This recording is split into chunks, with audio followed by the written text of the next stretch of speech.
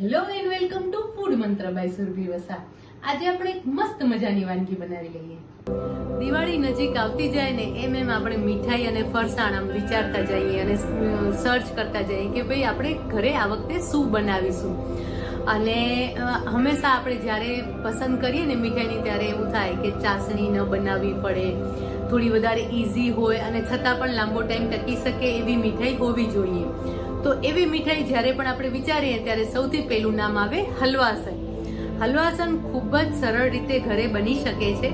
હા, તમે નથી વિચાર્યું ને? તમને એમ થાય કે ના, હલવાસન તો ઘરે સરસ બનતો જ નથી, પણ હલવાસન એકદમ સરસ ઘરે બને છે. અને હા, બહાર જેવો જ તમને જો હલવાસનનો કલર જોઈતો હોય અને સ્વાદ જોઈતો હોય તો એના માટે એક સિક્રેટ ટીપ છે.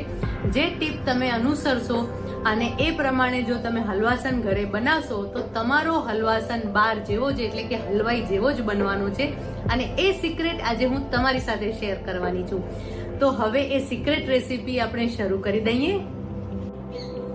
હલવાસન બનાવવા માટે સૌથી પહેલા આપણે લોટને શેકી લઈશું. 1 ટેબલસ્પૂન ઘી લઈશું. તેલ નથી લેવાનો, ઘી લેવાનો છે.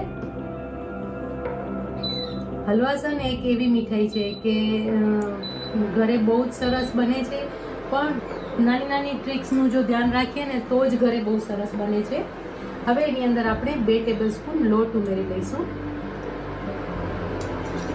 ઘણા લોકો આમાં કરકરો લોટ પણ લેતા હોય છે, તો જો તમને ગમતો હોય તો કરકરો લોટ પણ લઈ શકો છો, નહીં તો જે ઘઉંનો લોટ હોય નોર્મલ એ જ લઈ શકો છો.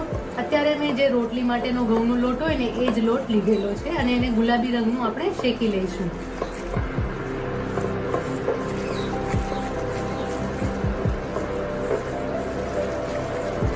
દિવાળી માટે હલવાસન એકદમ એપ્રોપ્રિએટ મીઠાઈ છે, કારણ કે કાજુની મીઠાઈ હંમેશા આપણા ઘરે ક્યાંક ને ક્યાંકથી બહારથી આવતી હોય છે. અને કાજુની મીઠાઈ બહુ જ બધી હોય તો પછી ઘણીવાર એવું થાય કે પછી નથી ભાવતી હોતી, કે એકની એક મીઠાઈ આપણે લાગ્યા કરતી હોય છે.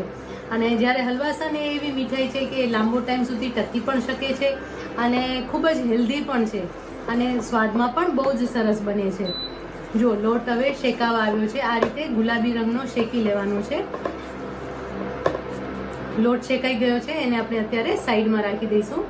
હવે 1 ટેબલસ્પૂન ઘી લઈશું.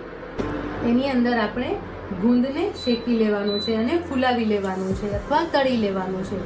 ગુંદ હંમેશા દેશી ગુંદર લેવાનો છે અને આ રીતે નાની કણીમાં હોય એ રીતનો દેશી ગુંદર લેવાનો છે. અને ઘણા લોકો એવું કરતા હોય છે કે જ્યારે પણ હલવાસન બનાવે ને ત્યારે સૌથી પહેલા દૂધને ફાડી લેતા હોય છે અને પછી ગુંદને તળી લેતા હોય છે અથવા ગુંદનો ભૂક્કો એની અંદર ઉમેરતા હોય છે. અત્યારે આપણે 1 ટેબલસ્પૂન ગુંદ ઉમેરી લઈશું અને ગુંદનો ભૂક્કો ઉમેરી અને પછી કૂક કરતા હોય છે. પણ જ્યારે તમે ગુંદને તળી લો આ રીતે અને પછી એની અંદર તમે દૂધ ઉમેરશો ને તો દૂધ આપોઆપ ફાટી જશે. અને ઘણા લોકો એવું પણ કરતા હોય છે કે દૂધ ફાટી જાય પછી એનું પાણી નિતારી લે છે અને પછી પાણી નિતારી અને પછી જે પનીર જેવું હોય એમાંથી હલવાસન તૈયાર કરતા હોય છે. જો ગુંદ સરસ રીતે ફૂલી ગયો છે, આ રીતે સરસ રીતે ગુંદ ફૂલી જવો જોઈએ, એકદમ પ્રોપરલી ગુંદ ફૂલી જવો જોઈએ. હવે એની અંદર આપણે 500 ml દૂધ ઉમેરી લેવાનું છે.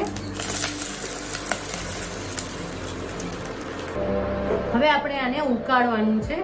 આમ કરવાથી શું થશે કે દૂધ ફાટી જશે અને જે એના જે લમ્સ થશે ને એટલે કે જે પનીર બનશે એ બહુ જ સરસ સોફ્ટ તૈયાર થશે, કારણ કે ગુંદના લીધે એ ફાટે છે ત્યારે એનું જે ટેક્સચર છે એ ઓરિજિનલ ટેક્સચર આવે છે. અને હલવાસન હંમેશા આપણે જ્યારે પણ ઘરે બનાવીએ ને ત્યારે એવું થાય કે બહાર જેવું સરસ નથી બનતું હોતું. કાં એકદમ લીસું થઈ જાય ને કાં તો પછી જે એની કણી પડે ને એ કણી એકદમ કડક થઈ જતી હોય છે. એનું કારણ છે કે જ્યારે તમે દૂધ ફાડી અને એની અંદર એનું પાણી કાઢી અને પછી તમે જ્યારે એનામાંથી હલવાસન તૈયાર કરતા હોય ને ત્યારે એ જે કણી છે ને એ વધારે કૂક થાય છે અને વધારે કૂક થવાના કારણે એ જે કણી છે એ વધારે કડક થઈ જાય છે, હાર્ડ થઈ જાય છે અને હલવાસન એકદમ સરસ સોફ્ટ તૈયાર નથી થતો હોતો.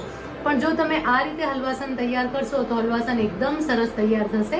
અને જ્યારે પણ આમાં દૂધ લેતા હોય ત્યારે ફૂલ ફેટ દૂધ લેવાનું છે. એના કારણે જે દૂધ ફાટશે અને જે કણી પડશે એ પણ ખૂબ સરસ સોફ્ટ તૈયાર થશે અને માવાદાર તૈયાર થશે.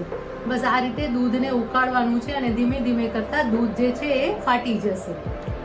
ગુંદ એની અંદર ઉમેર્યો છે, એટલે ગુંદના કારણે જ દૂધ ફાટી જવાનું છે. ઘણા લોકો એની અંદર દહીં ઉમેરતા હોય છે દૂધને ફાડવા માટે.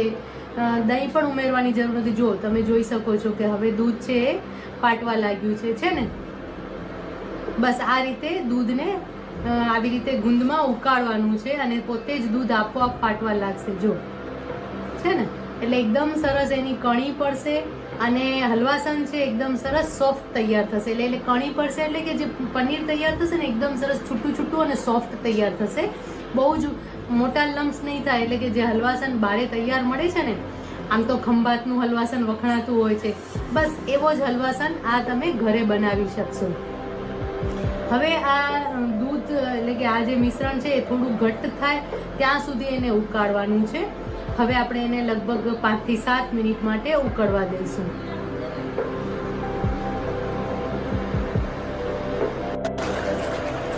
જો તમે જોઈ શકો છો કે આ જે દૂધ છે એ ફાટી ગયું અને મિશ્રણ છે ઘણું જ ઘટ્ટ, એટલે પાણી ઘણું એમાંથી બળી ગયું છે.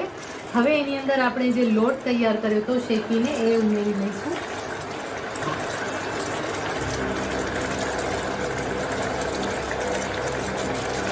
આનાથી સ્વાદ અને કલર બંને બહુ જ સરસ આવશે અને એક સરસ બાઇન્ડિંગનું પણ કામ કરશે.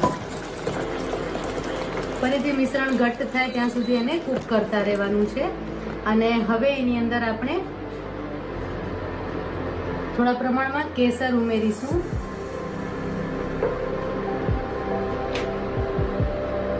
હાફ ટીસ્પૂન ઇલાયચી પાવડર ઉમેરી લઈશું. મિક્સ કરી લઈશું.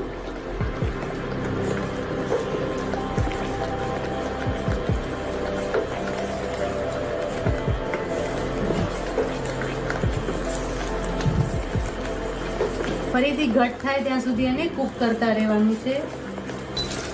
મીડિયમ ફ્લેમ પર ઢાંકણ ઢાંકી અને રહેવા દઈશું, જેથી કરીને જે મિશ્રણ છે એ સરસ રીતે કૂક થઈ જાય.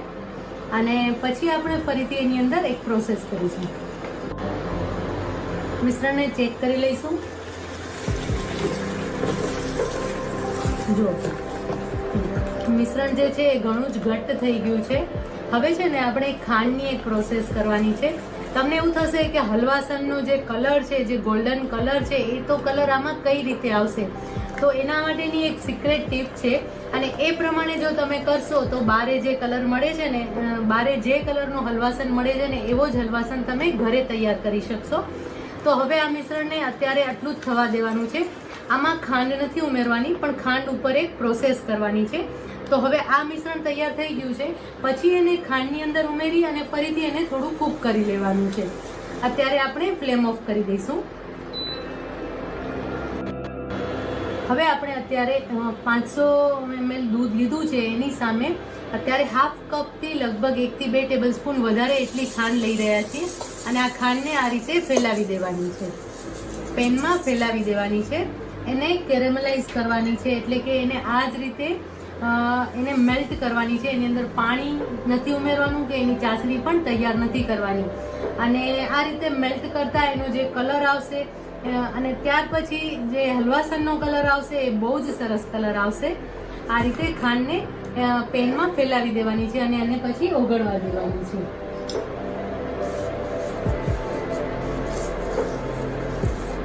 ધીમે ધીમે ખાંડ ઓગળવા લાગશે. અને આ જ જે પ્રોસેસ છે કે જે તમારા હલવાસનને હલવાઈ સ્ટાઇલ એટલે કે જે માર્કેટમાં મળે છે એવી રીતે બનાવશે અને એના કારણે એનો સ્વાદ પણ બહુ જ સરસ આવશે. જો તમે જે પ્રોસેસ કરતા હતા એની અંદર જ તમે ખાંડ ઉમેરી દેશો તો એ મિશ્રણ ઘટ્ટ થવા લાગશે ચોક્કસ, પણ એનો કલર જે જોઈએ છે એ કલર આપણે નહીં મળે. અને એ કલર આપણે અત્યારે આ પ્રોસેસથી મળશે.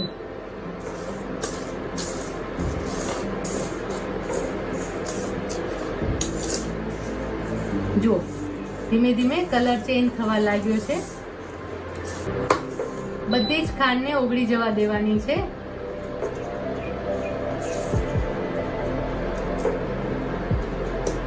ખાંડ સરસ રીતે મેલ્ટ થશે અને એનો કલર પણ સરસ પકડાવા લાગશે. અને પછી જે હલવાસનનો તમને જે કલર જોઈએ છે એ કલર મળી જશે. અને હલવાસન એવી મીઠાઈ છે કે બધાને પસંદ આવતી હોય, કારણ કે એનો સ્વાદ જ એટલો સરસ હોય છે. અને બનાવવામાં એવું થાય કે ના હલવાસન તો ઘરે ન જ બને, એમ કે મોટા ભાગે હલવાસન આપણે બહારથી જ લાવતા હોઈએ. પણ હવે એકવાર તમે આ પ્રોસેસ જોઈ લીધી પછીથી ચોક્કસથી તમે હલવાસન તમારા ઘરે જ બનાવજો. હવે આપણે ફ્લેમને ઓફ કરી દઈશું અને એકાદ મિનિટ માટે પેન ગરમ છે ત્યાં સુધી એને થવા દઈશું, જેથી કરીને એનો કલર પણ સરસ આવે. પછી જરૂર લાગશે તો ફરીથી આપણે પેનને ગરમ કરી લઈશું, પણ અત્યારે મને લાગે છે કે આવી રીતે હલાવતા રહીશું એટલે એનો જે કલર છે એકદમ સરસ આવી જશે અને ખાંડ પણ સરસ રીતે ઓગળી જશે. જો ધીરે ધીરે ખાંડ ઓગળવા લાગી છે અને એનો કલર પણ તમને દેખાઈ રહ્યો છે ને કે કેટલો સરસ કલર તૈયાર થઈ ગયો છે.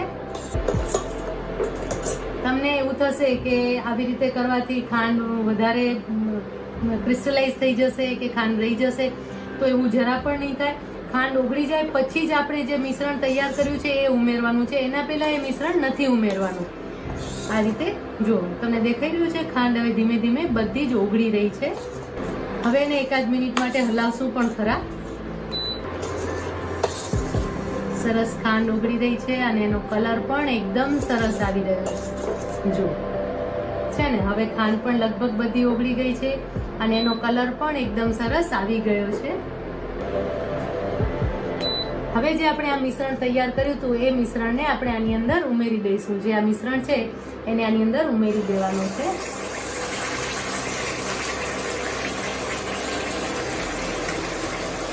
અને આ પ્રોસેસ કરતા હોય ત્યારે ફ્લેમ ઓફ રાખવાની છે. જો સરસ કલર મળી ગયો ને.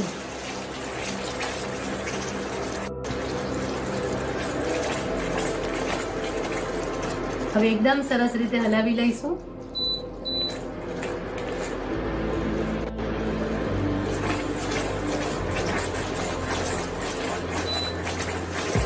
હવે એની પ્રોસેસ સ્લો ફ્લેમ પર કરવાની છે. બહુ જ સરસ સુગંધ પણ આવી રહી છે. પ્રોપરલી હલાવતા રહીશું જેથી કરીને ખાંડ છે એ હજી પણ સરસ રીતે બરાબર મિક્સ થઈ જાય.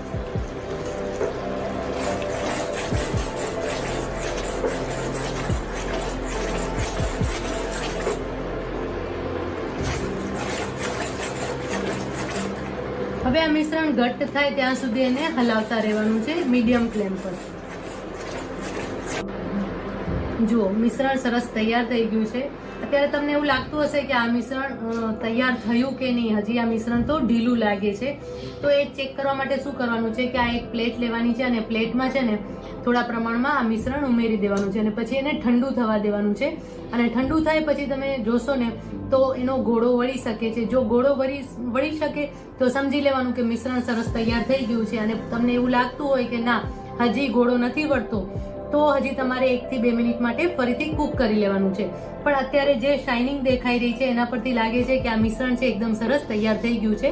હજી આને આપણે ઠંડુ થવા દઈશું. એકદમ ઠંડુ થાય ને, જો ગરમ હશે ને તો તમને એવું થશે કે હજી ચીપકે છે, એટલે તમે હજી વધારે આને કૂક કરશો અને જેટલું વધારે તમે કૂક કરશો ને એટલું ને એટલું વધારે મિશ્રણ ઘટ્ટ થતું જશે અને એનો કલર અને ટેક્સચર અને એની સાથે એનો સ્વાદ પણ ચેન્જ થતો જશે. તો આ વાતનું ખાસ ધ્યાન રાખવાનું છે. ફરીથી આપણે 1/2 ટીસ્પૂન ઇલાયચી પાવડર ઉમેરી લઈશું જેથી કરીને ઉપર પણ સુગંધ બહુ જ સરસ આવે. અને આ હલવાસનની ખાસ વાત છે જાયફળ પાવડર. હલવાસનમાં જો જાયફળ પાવડર તમે ઉમેરશો ને તો એનો સ્વાદ બહુ જ સરસ આવશે. અત્યારે આપણે 1/2 ટીસ્પૂન જાયફળ પાવડર ઉમેરી લઈશું. જો કલર તો આપણે એકદમ સરસ જે બારે હોય છે ને એવો જ કલર એનો આવી ગયો છે. અને હવે આપણે એને ઠંડુ થવા દઈશું. ઠંડુ થાય પછી એના બોલ્સ સરસ વળશે. તમે પિસ્તા બદામની કતરણ અંદર પણ ઉમેરી શકો છો અને બારે ઉપરથી પણ ગાર્નિશિંગમાં લઈ શકો છો. અત્યારે હું થોડા પ્રમાણમાં અંદર પણ ઉમેરી લઈશ. પિસ્તા બદામની કતરણ આપણે અંદર ઉમેરી લઈશું અને હવે આ મિશ્રણને આપણે ઠંડુ થવા દેવાનું છે. અને જો તમે જોઈ શકો છો કે જે આ મિશ્રણ આપણે ઠંડુ કર્યું હતું એ મિશ્રણ જો આ રીતે એનો જે બોલ્સ છે એ વળે છે. બસ આ રીતે બોલ્સ વળવો જોઈએ. જો છે ને સ્ટીક નથી થતું અને આટલું સોફ્ટ રહેવું જોઈએ. નહીં તો શું થશે કે તમે વધારે કૂક કરશો ને તો હલવા ખાંડની જે કેરેમલાઇઝ કરી છે ને એના કારણે બિટરનેસ તો આવશે, એની સાથે સાથે બહુ જ કડક થઈ જશે અને વધારે પ્રમાણમાં કડક થઈ જશે તો હલવાસનની જે સોફ્ટનેસ છે એ જતી રહેશે. તો હવે આ મિશ્રણ ઠંડુ પડે પછી આપણે એના બોલ્સ વાળી લઈશું. મિશ્રણ સરસ તૈયાર થઈ ગયું છે અને ઠંડુ પણ થઈ ગયું છે. હવે એના આપણે બોલ્સ વાળી લઈશું અને શેપ આપી દઈશું. મીડિયમ સાઇઝના બોલ્સ વાળીશું અને આ રીતે શેપ આપી દઈશું. બસ જો આ સાઇઝ એકદમ પ્રોપર છે અને આ રીતે શેપ આપી દઈશું. તમને અત્યારે પણ એવું લાગતું હશે કે હજી થોડું ડી શેપ થઈ રહ્યું છે, પણ હજી થોડી વાર પછી ઠંડુ થશે એટલે એકદમ સરસ એનો શેપ આવી જશે. કલર પણ બહુ જ સરસ લાગી રહ્યો છે અને લુક પણ બહુ જ સરસ લાગી રહ્યો છે. આ રીતે હલવાસન તમે એક વખત ઘરે તૈયાર કરશો તો પછી તમે ક્યારે પણ બહારથી હલવાસન નહીં લાવો અને તમારા ઘરે જ તમે હલવાસન તૈયાર કરશો. આ રીતે બધા જ હલવાસનનો જે મિશ્રણ છે એને આપણે શેપ આપી દઈશું.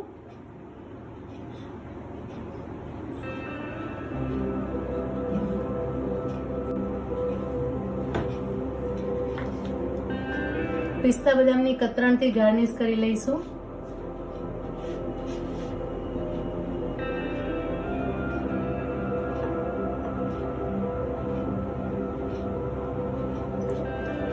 હલવાસન બહુ જ સરસ દેખાઈ રહ્યું છે અને સ્વાદમાં તો બહુ સરસ છે જ. અને આ હલવાસન એકદમ ઇઝીલી તમારા ઘરે તમે બનાવી શકશો કોઈ પણ જાતની મહેનત વગર. એટલે કે કોઈ વાતનું ટેન્શન રાખવાની જરૂર નથી અને બહુ જ સરળતાથી આ હલવાસન છે એ ઘરે તૈયાર થઈ જાય છે. તો હવે આ હલવાસન તૈયાર થઈ ગયું છે, આપણે એને સર્વ કરી લઈએ.